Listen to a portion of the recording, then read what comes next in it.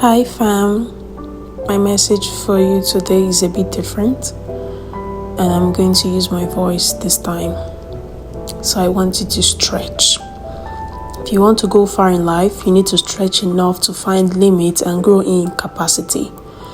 Great things never come from comfort zone. In fact, life begins at the end of your comfort zone. Your biggest fear would always bet forth a massive growth. So key in.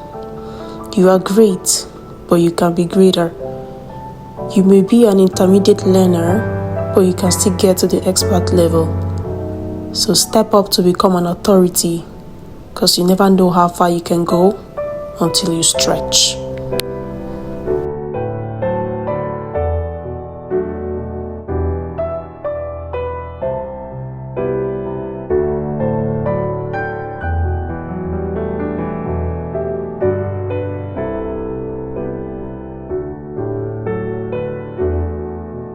Thank you. God bless you to our incredible warriors.